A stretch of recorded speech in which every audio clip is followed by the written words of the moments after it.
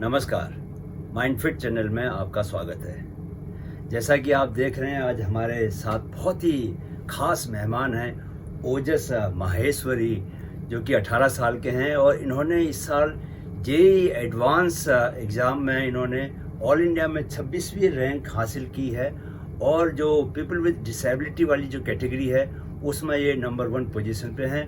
इनका जो सपना था आईआईटी ज्वाइन करने का, वो इनका पूरा होने वाला है।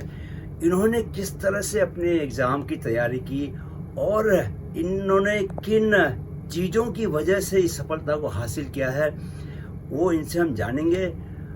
लेकिन कुछ बातें मैं आपको पहले बताने वाला हूँ कि जो ये बताने वाले हैं आज हम लोगों को, अगर आप उन चीज़ों को अपने जीवन में अपनाएंगे तो आपको भी वो सफलताएं मिलना तय है, क्योंकि इन्होंने ऑलरेडी साबित कर दिया है कि उस तरह से पढ़ाई करने की वजह से किस तरह की सफलता आपको मिल सकती है।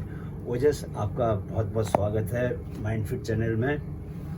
तो ओजस, सबसे पहले तो ये बताइए कि आपने जिस तरह से इस एग्ज़ाम की तैयारी की उसके बारे में स्टूडेंट्स को बताइए कि जैसे आप शॉर्ट नोट्स की बात बता रहे थे, इतना बड़ा ज़्यादा सिलेबस है, कैसे आपने इसको कवर किया, कैसे तैयारी की आपने इसकी? तो पहली बात तो एक ऐसे विल पावर होना ज़रूरी है जिससे आप 12 से 14 घंटा पढ़ पाओ रोज़, 12 to 14 hours in a day आप पढ़ पाओ। और दूसरी बात ये है कि आपके पास एक प्रॉपर शेड्यूल होना चाहिए, प्रॉपर स्ट्रैटेजी फॉलो करना चाहिए, रेगुलर टेस्ट देने चाहिए आपको। और एक और चीज़ है कि शॉर्ट नोट बनाने चाहिए, क्योंकि जो जेईई एडवांस का जो सिलेबस है वो बहुत बड़ा है, बहुत वास्ट है। तो उसको अगर आपको रिवाइज करना है तो आप कैसे करोगे? तो उसके लिए मैंने क्या किया था कि जो 200 पेज की नोटबुक जो मैं बनाता था उसको मैं उससे सारे इंपॉर्टेंट पॉइंट्स लेता था मैं, और जो भी अच्छे चीज़ें हैं जो मुझे लगता है कि मैं भूल जाऊंगा थोड़े टाइम में अगर मैं नहीं पढ़ूंगा, तो वो मैं अलग से एक बुक में लिख देता था और मैं उसको बार बार रिवाइज करता रहता था ताकि मुझे वो याद रहे और मैं उससे भूलूँ ना। एक और चीज़ है कि मैं जल्दी सो जाता था और मैं जल्दी उठ जाता था। ये बहुत अच्छी आदत है मेरी। मैं 9:30 या 10 o'clock के आसपास सो जाता था तभी, और मैं 4:30 या 5 o'clock उठ जाता था। तो और आप देखोगे तो मैं 7 आवर्स सोता हूँ। 7 आवर्स आई थिंक इट्स मतलब बहुत ज़रूरी है सोना, क्योंकि बहुत बच्चे क्या करते हैं कि वो अपनी नींद को सेक्रीफाइस कर देते हैं। वो सोचते हैं कि मैं 5 घंटे सो लेता हूँ, 2 घंटे और मिल जाएंगे पढ़ने के लिए। लेकिन ऐसा ये मैं नहीं मानता हूँ कि करना चाहिए, क्योंकि आप 2 घंटे कम सो रहे हो लेकिन आपकी जो एक्स्ट्रा टाइम जो आपको पढ़ाई करने के लिए मिल रहा है वो आपका इतना इफेक्टिव नहीं है, क्योंकि आप उसमें ज़्यादा टायर्ड फील करोगे।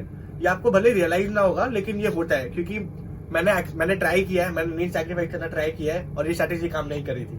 हाँ, और एक और चीज़ है, आपका डिजायर होना चाहिए, मैंने मेंशन कर लिया है। और मेंटर होना जरूरी है एक अच्छा, क्योंकि आप हो सकता है मेहनत कर रहे हो लेकिन आपके फिर भी आपको फल ना मिले उसका। तो एक मेंटर जो है वो आपकी जो एफर्ट्स है वो सही डायरेक्शन में ले जाता है और आप अच्छे से मेहनत कर पाते हो फिर, और आपके फिर रिजल्ट्स दिखते हैं आपको। अच्छा, ये जो आपके बारे में अभी आपकी माँ से हमको जानने को मिला कि आपने पूरे घर में जगह जगह नोट्स हर जगह लगाए हुए थे, यहाँ तक कि वॉशरूम में भी आपने नोट्स लगाए थे, तो उसके पीछे क्या स्ट्रेटेजी थी आपकी? तो मैं चाहता था कि मेरा जो दिन का हर एक मिनट है वो अच्छे से यूटिलाइज हो, और मैं नहीं चाहता था कि मेरा कोई भी टाइम वेस्ट हो। तो इसलिए मैं जब भी मैं वॉशरूम में हूँ या कभी भी हूँ तो मुझे लगता था कि यार बैठे हैं, क्या कर रहे हैं हम, तो मैं चार्ट लगा लिए थे सब जगह ताकि मैं उठूँ तो मैं देख सकूँ, मैं रिवाइज कर सकूँ। हाँ, तो इस तरह से मेरा टाइम यूटिलाइजेशन काफ़ी अच्छा था। वंडरफुल। अच्छा, ये बताइए कि जैसे जो बाकी बच्चे हैं वो लोग शिकायत करते हैं अक्सर कि उनका जो अटेंशन स्पैन है, कंसंट्रेशन स्पैन है, वो इतना ज़्यादा नहीं है। 2-3 घंटा पढ़ेंगे तो, क्योंकि बहुत बोझिल पढ़ाई है, बहुत स्ट्रॉन्ग पढ़ाई है, तो वो थोड़ा बोर होने लग जाते हैं। उस बोरियत से अपने माइंड को बचाने के लिए आप क्या करते थे? हाँ, तो मैं डेली खेलता था। जब मैं इंस्टीट्यूट जाता था डेली आई यूज्ड टू मतलब इंश्योर करता था कि मैं 45 मिनट से 1 आवर खेलूँ, क्योंकि आप खेलोगे या आप खेलो मत, आपको टीवी देखना, आप टीवी देख लो। आप ऐसा कुछ करो जिससे आपको लगता है कि आप हाँ बोर नहीं होगे, या आपको लगता है कि मेरा टाइम पास हो रहा है, मतलब मुझे अच्छा लग रहा है मैं ये कर रहा हूँ। तो हैप्पीनेस हार्मोन्स रिलीज हो रहे हैं बेसिकली। हैप्पीनेस हार्मोन्स आपके रिलीज हो गए, तो आपको मतलब बॉडी में एनर्जी डेवलप हो जाएगी, आप फिर बोर्डम से बच जाओगे। लेकिन ओजस ने जिस तरह से अपनी बोर्डम बोरियत दूर की फुटबॉल खेल के। वो तरीका मुझे लगता है कि टीवी देख के खुश होने से, टीवी देख के हैप्पीनेस हार्मोन्स पैदा करने की तुलना में कहीं ज़्यादा फ्रूटफुल है, कहीं ज़्यादा आप फायदेमंद है। क्यों? क्योंकि एक तो उससे फिजिकल फिटनेस भी इनकी हो रही थी और हैप्पीनेस हार्मोन्स भी रिलीज हो रहे थे। अच्छा, ओजस की बातें सुन के आपने शायद 3 बातों पर गौर किया होगा। नंबर 1 कि इन्होंने ये कहा कि वो रात को जल्दी सो जाते हैं, सुबह जल्दी उठते हैं। ज़्यादातर बच्चों के साथ आजकल सबसे बड़ी समस्या क्या है कि वो रात को देर तक जागे रहते हैं और जब माइंड थका हुआ होता है उस वक्त भी वो पढ़ाई करते हैं, तो शायद वो ज़्यादा तरीके से कैप्चर नहीं कर पाते चीज़ों को, कॉन्सेप्ट्स को। जबकि सुबह के टाइम माइंड फ्रेश होता है, डिवाइन एनर्जी होती है, माहौल शांत होता है, माहौल में, वातावरण में विचार तरंगे नहीं होती, उसका बहुत एडवांटेज होता है। आपने इस बात को महसूस किया कि सुबह जो उठ के आप पढ़ाई कर रहे थे, उसका आपको ज़्यादा बेनिफिट हुआ? यस। तो किस तरह से, मतलब क्या होता था कि आप बहुत आराम से कंसंट्रेट कर पाते थे या क्या? क्यों आपको लगता है कि ऐसा हुआ? हाँ, तो क्या होता था कि मैं रात को, अगर मैं पहले एक्चुअली पहले मैं रात को पढ़ता था, ऐसा नहीं है, मैंने धीरे धीरे मेरी आदत चेंज किया है। तो जब मैं रात को पढ़ता था तब क्या होता था कि मैं इंस्टीट्यूट जाता था, मैं उठता था सुबह, क्योंकि उठने का टाइम तो 7 o'clock के आसपास ही रहता था, इंस्टीट्यूट जाना है तो मैं रात को आता था, मैं एकदम थक जाता था कि इतने लेक्चर देख लिए हमने, इतनी बातचीत हो गई टीचर से, लेक्चर देख लिए, तो थकावट आ जाती है दिमाग में। इस थकावट से अगर आप पढ़ाई करोगे तो आप ज्यादा कर नहीं पाओगे, आपका दिमाग नहीं चलेगा, आपको ये फील होएगा। अगर आप हैबिट चेंज करोगे, आप सुबह पढ़ना की स्टार्ट करोगे, तो आपको रियलाइज होगी कि हाँ, मैं इतना अच्छे से पढ़ पा रहा हूँ। अभी पहले मैं रात को पढ़ रहा था, इतना अच्छे से नहीं पढ़ पा रहा था, अभी मैंने इतना सारा कुछ कर लिया 2 घंटे के टाइम में। अगर मैं रात को ये 2 घंटे वाला काम करता तो शायद 4 घंटे में होता। तो ये आपको फर्क पता चलता है। देखिए, ये जो बातें बता रहे हैं एकदम से गांठ बांध के रख लीजिए और उसको फॉलो कीजिए, क्योंकि ये सारी बातें बहुत कमाल की बता रहे हैं। और योग में, और जिस तरह मैं मेंटल फिटनेस की बात करता हूँ, उस फील्ड में ये इन्हीं बातों को बार बार किया जाता है। जैसे इन्होंने जो नींद की बात बताई है, नींद की बात पर जो है इतनी ज़रूरी बात है वो, कि इन्होंने खुद से रियलाइज़ किया कि कम सो के भी इन्होंने, ताकि ज़्यादा पढ़ाई कर पाएँ, ऐसा भी किया इन्होंने। लेकिन ही इमीडिएटली रियलाइज कि कम सो के भले उनको टाइम निकाल ले रहे हो, लेकिन जो कंसंट्रेशन पावर है, बहुत सारे ऐसे आपकी बॉडी में सिम्टम्स होते हैं, आपके माइंड में सिम्टम्स को महसूस करते हो कि वो उससे फ़ायदा नहीं पहुंच पा रहा। इसलिए नींद इन्होंने इंश्योर किया कि 7 घंटा प्रॉपर नींद लें। जितना आप नींद को अपना पूरा रखेंगे, आपके इंटरनल बॉडी, आपका जो इनर माइंड है, आपकी बॉडी है, उसकी फंक्शनिंग बहुत अच्छी रहेगी। जितनी उसकी फंक्शनिंग अच्छी रहेगी, उतनी आपकी जो भी दिमाग से को लेके जुड़ी हुई चीज़ें, चाहे मेमोरी हो जाए, चाहे कंसंट्रेशन पावर हो जाए, सब अच्छा रहेगा। तो ओजस है, आपकी जो हेयरिंग प्रॉब्लम है 66% वो डैमेज है। तो आपने इसकी वजह से बहुत स्ट्रगल भी किया, स्पेशली लॉकडाउन के टाइम पे जो स्ट्रगल किया, उसके बारे में थोड़ा सा बताइए, ताकि हमारे ऑडियंस को मालूम चले कि सफलता मिलना इतना आसान नहीं है, उसके लिए बहुत मेहनत भी करनी पड़ती है। तो जब ऑनलाइन क्लासेस चालू थी, पैंडेमिक के टाइम पे मेरा प्रिपरेशन स्टार्ट हुआ था, कोविड-19 के वक्त अप्रैल 2020 के आसपास मैंने मेरी पढ़ाई स्टार्ट की थी, जेईई एडवांस की। तो जब ऑनलाइन क्लासेस लगते थे तब, हाँ, ऑनलाइन तब तो प्रॉब्लम सारी सबके लिए सेम थी, क्योंकि टीचर के साथ इंटरेक्शन कम था, पीयर ग्रुप के साथ इंटरेक्शन कम था। लेकिन मुझे एक्चुअल प्रॉब्लम कब आई, जब ऑफलाइन क्लासेस स्टार्ट होने लग गए। क्योंकि ऑफलाइन क्लासेस जब स्टार्ट हो रहे थे तो सब लोग मास्क पहनना स्टार्ट कर दिए थे, और वो मास्क पहनते थे सब लोग। और मैंने ये लिप रीडिंग करके चिल है, जिसकी वजह से मैं लिप मूवमेंट से मैं पहचान पाता हूँ कि लोग क्या कहना चाह रहे हैं। तो मास्क पहन रहे हैं अगर सामने वाला बंदा, तो मैं लिप रीडिंग तो कर नहीं पा रहा, और मास्क पहनने की वजह से उनकी आवाज भी थोड़ी सी अजीब सी हो जाती थी। तो मैं उनको ज्यादा अच्छे से समझ नहीं पाता था, मैं मेरे टीचर को ज्यादा अच्छे से समझ पाता था, ना मैं मेरे दोस्तों को जो आसपास से पीयर ग्रुप जो था मेरा समझ पाता था।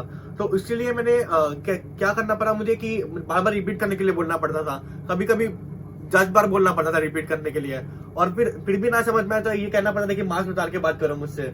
ओ, तो वाह, क्या बात है, आपने लिप रीडिंग के थ्रू भी आपने चीज़ों को समझने की कोशिश की। आपका जो लाइफ है अभी तक का बहुत सक्सेसफुल भी है, बहुत स्ट्रगल वाला भी है। लेकिन आप हमें क्या ये बताएंगे कि आप अल्टीमेटली क्या आपकी ख्वाहिश है, क्या करना चाहते हैं आप आगे चल के? तो मैं अभी मेरे जीवन का सबसे पहला स्टेप था मेरे जेईई एडवांस क्लियर करना, वो ओपन कैटेगरी में जेईई एडवांस क्लियर करना था, तो वो तो मैंने कर लिया है। अब मैं IIT बॉम्बे जाऊंगा, कंप्यूटर साइंस इंजीनियरिंग परस्यू करूंगा और 1 साल बाद मैं स्पेशलाइजेशन डिसाइड करूंगा कि मुझे आर्टिफिशियल इंटेलिजेंस में जाना है या साइबर सिक्योरिटी में जाना है या कौन से डिपार्टमेंट में जाना है, और फिर वो उसी हिसाब से मैं मेरी लाइफ आगे प्लान करूंगा। ओजस, मैं आपके जरिए बहुत सारे यूथ से एक बात कहना चाहता हूँ कि ओजस जब अपने एग्ज़ाम्स, आज हम इसका इंटरव्यू कर रहे हैं, इनका इंटरव्यू कर रहे हैं, सॉरी, क्योंकि जब आप सक्सेसफुल होते हो तो आपकी समाज में इज्जत बढ़ जाती है, इसका नहीं बोल सकते इनको। तो इन्होंने इसको पाने के लिए क्या क्या सेक्रीफाइस किए, इसको समझना बहुत ज़रूरी है। देखिए, हम इनसे खुद पूछेंगे, लेकिन मुझे पूरा यकीन है कि इन्होंने शायद टीवी नहीं देखा होगा, राइट, इन्होंने शायद सोशल मीडिया से खुद को कट ऑफ किया होगा, इन्होंने शायद मोबाइल से भी खुद को दूर रखा होगा, क्योंकि तीनों के तीनों चीज़ें आपका समय खाती हैं, आपका ध्यान डिस्ट्रैक्ट करती हैं। तो ओजस, मुझे नहीं मालूम आपने किया या नहीं किया, प्लीज़ बताइए कि आपने क्या किया इन तीनों को लेके। आपने टीवी कितना देखा, आपने मोबाइल से कितना दूर रहे, सोशल मीडिया से कितना दूर रहे आप?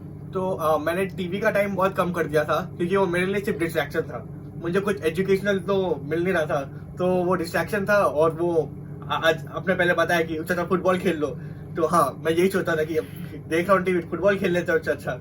और दूसरी बात, सोशल मीडिया, मैं था नहीं सोशल मीडिया पे बिल्कुल भी, मैं बचपन से ही नहीं था, तो सोशल मीडिया का तो क्वेश्चन ही नहीं आया। और मैंने मोबाइल फोन मेरा स्विच ऑफ कर दिया था लास्ट के 2.5 मंथ में प्रेपरेशन के, मैंने स्विच ऑफ कर दिया था। तो मैं जो भी छोटे, कभी कभी मैं यूट्यूब पे वीडियो देख लेता था या फिर कभी कभी फ्रेंड से बात कर लेता था, वो भी कम्प्लीटली कट ऑफ हो गया था।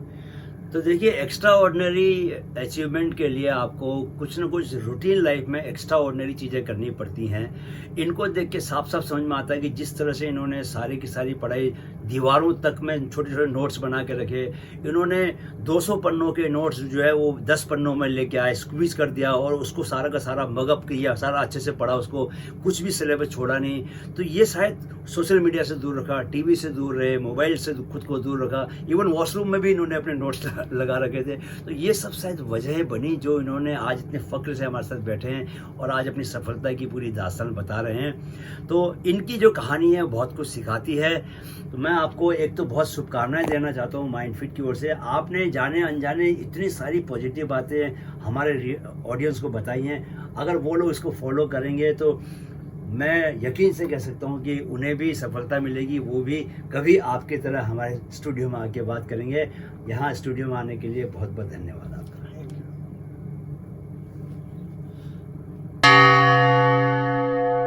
शारीरिक, मानसिक एवं आध्यात्मिक विकास को हर आयु वर्ग तक पहुँचाने के माइंडफिट के लक्ष्य में अपना योगदान दें।